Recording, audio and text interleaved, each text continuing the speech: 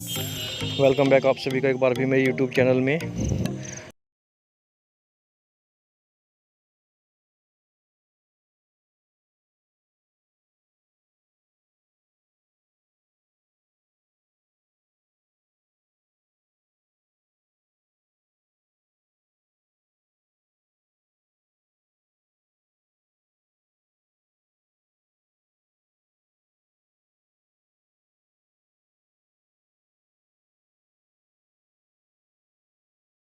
अपितु विदेशों में भी प्रचलित है और यहाँ पर विदेश से भी बहुत से लोग देखने आते हैं।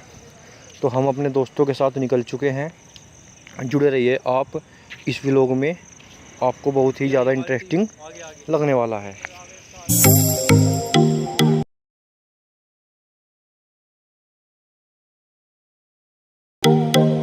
हम सभी बैठ चुके हैं रिक्शा में।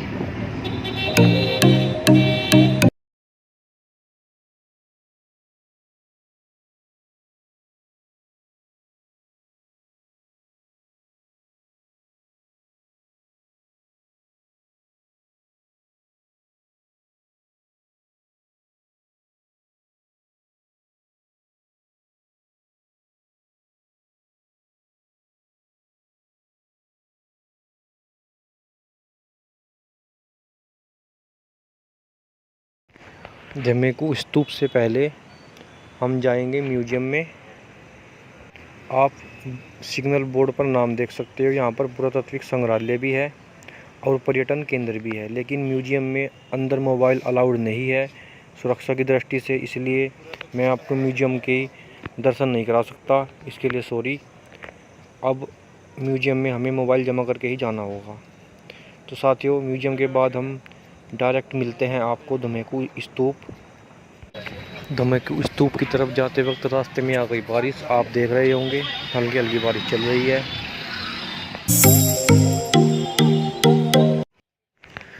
तो साथियों, हमारी एंट्री हो चुकी है धमेकू स्तूप के अंदर।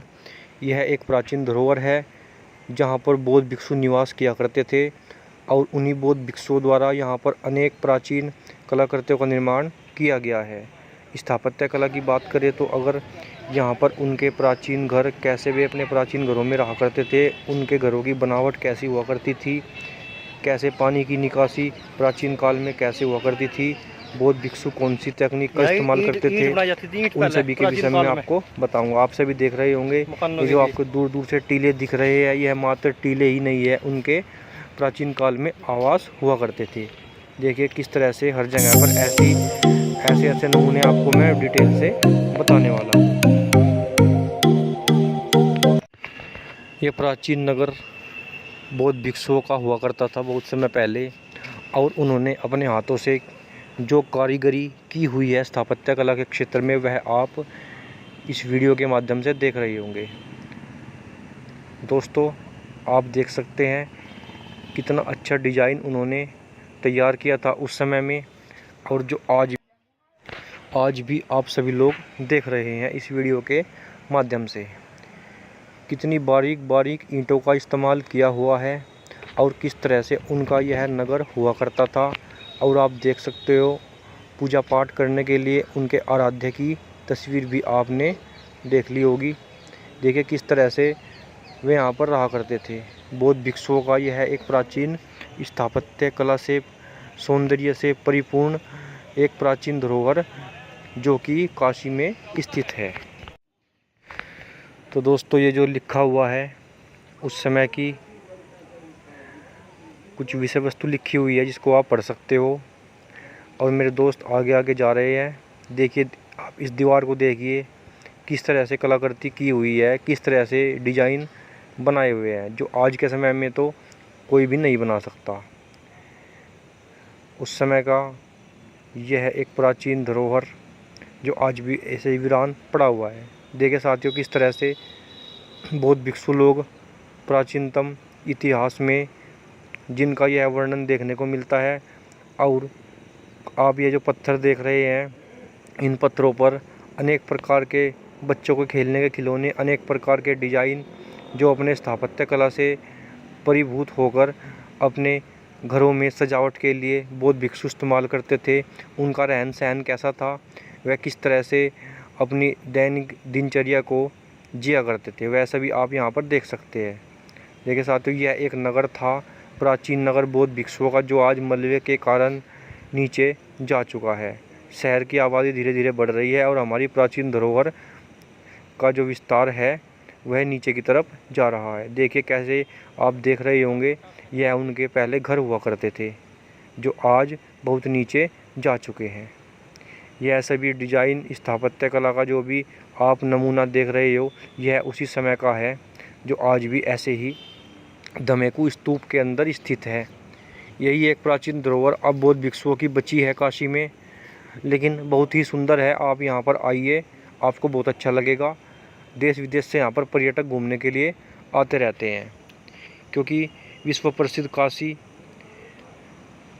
अपने आप में एक इतिहास रखता है, जो केवल हिंदू धर्म में ही नहीं अपितु बौद्ध एवं जैन धर्मों में भी काशी का जिक्र देखने को और सुनने को मिलता है। देखिए नगर कैसे हुआ करते थे प्राचीन काल में, ये बौद्ध भिक्षुओं के नगर हुआ करते थे।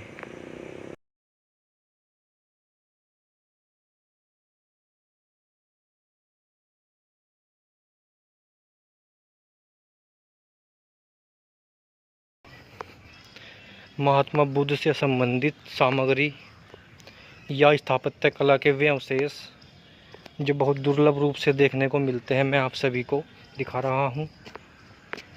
देखिए साथियों, कितने अच्छे से कवर किया हुआ है। प्राचीन काल में ऐसे रहन सहन, स्नान घर आदि बनाए जाते थे। चलिए साथियों, अब चलते हैं नेक्स्ट।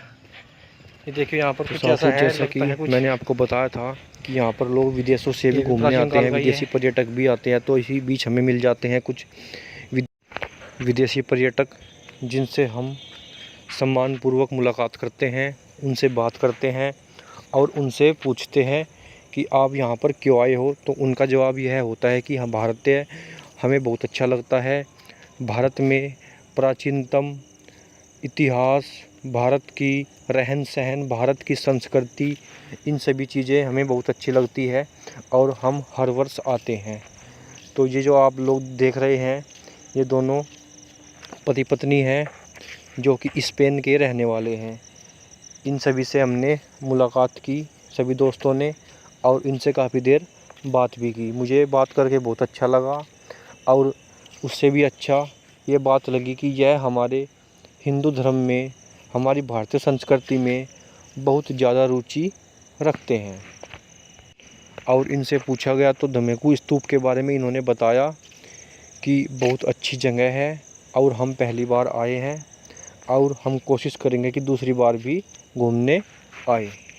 इसके बाद साथियों हम चलते हैं फिर धमेकू स्तूप की तरफ।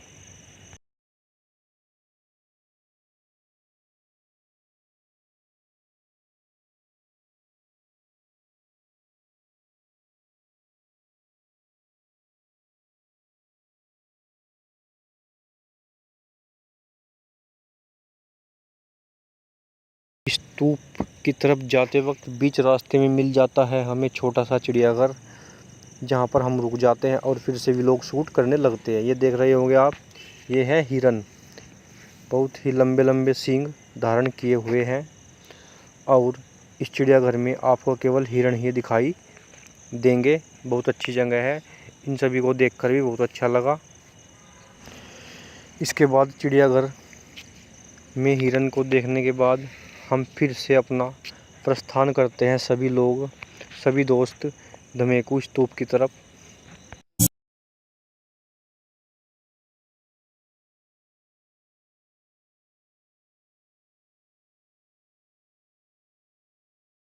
ये रहा गया धमेकू स्तूप, बहुत ही ज़्यादा बड़ा है।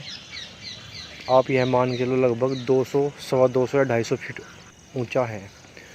आप इसको ज़रा ध्यान से देखोगे तो बौद्ध भिक्षुओं द्वारा जो कलाकृति है, स्थापत्य कला का नमूना जो दीवारों की ईंटों पर बनाया हुआ है, वह एकदम आश्चर्यजनक है, जो आज के समय में कहीं भी आपको दिखाई नहीं देगा। इस धमेकू स्तूप को देखने के लिए देश विदेश से बहुत से पर्यटक यहाँ पर आते रहते हैं। बहुत ही अच्छी जगह है और सबसे ज़्यादा प्रसिद्धि इस धमेकू स्तूप की यह है कि इस धमेकू स्तूप में चारों तरफ एक स्थापत्य कला की कलाकृतियाँ इसकी ईंटों पर वर्णित की गई है, जो हमारे भारतीय इतिहास की शोभा और अधिक बढ़ा देते हैं। ऊपर से यह इसका साइज़ कम होता जा रहा है और नीचे से यह चौड़ा है, जिसकी वजह से यह आज तक टिका हुआ है। इसके आसपास के क्षेत्र में बहुत ही मनोहारक पेड़ पौधे लगे हैं। धमेकू स्तूप के अंदर जाना मना है, इसलिए मैं आपको अंदर से नहीं दिखा पाऊँगा। लेकिन आप कभी काशी बनारस, जिसका नाम वाराणसी भी है, वर्तमान समय में यदि कभी यहाँ पर आए तो आप इसके दर्शन ज़रूर करना। आप जब इसको नज़दीक से देखोगे तो आपको बहुत अच्छा लगेगा, क्योंकि धमेकू स्तूप के ऊपर की तरफ जहाँ पर इसका गुम्बद है, वहाँ से लगाकर नीचे की तरफ तक बहुत ही अच्छी तरह से डिजाइन किया हुआ प्राचीनतम अभिलेख तथा प्राचीनतम कलाकृतियाँ एवं प्राचीनतम फोटो आदि दीवारों पर तथा दीवारों की ईंटों पर सुशोभित किए हुए हैं। धमेकू स्तूप के दर्शन करने के बाद हम चलते हैं फिर एक और बौद्ध भिक्षुओं के मंदिर में, जिसकी बनावट बहुत ही अच्छी है, जिसकी मान्यता यह है कि यहाँ पर एक समय में बौद्ध भिक्षु बैठकर ईश्वर परमात्मा के विषय में चर्चा किया करते थे। आप मंदिर की बनावट देख सकते हो। यहाँ पर 5 बौद्ध भिक्षु बैठकर शिक्षा दीक्षा भी देते थे। मंदिर के अंदर का दृश्य कुछ इस प्रकार है। यहाँ पर गौतम बुद्ध जी की स्टैचू अर्थात उनकी मूर्ति स्थित है, उसके ऊपर गोल्डन कलर हुआ है। लेकिन अंदर जाने के लिए आपको बैरियर मिलेंगे, जिससे कि आप ज़्यादा नज़दीक न जा सके। इसके साथ ही आप उसके पास में ही एक अद्भुत नमूना देखने को मिलेगा, जहाँ पर महात्मा बुद्ध जी बैठे हुए हैं। उसके चारों तरफ 5 बौद्ध भिक्षु बैठे हुए हैं, जो बौद्ध धर्म से संबंधित शिक्षा दीक्षा ग्रहण कर रहे हैं। यह उसी समय का है जो आज हूबहू ऐसे ही मानव द्वारा निर्मित है।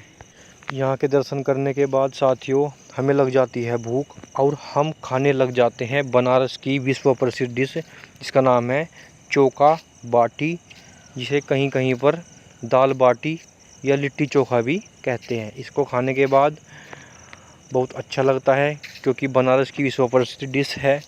और इसको खाने के बाद हम चल देते हैं अपने रूम की तरफ।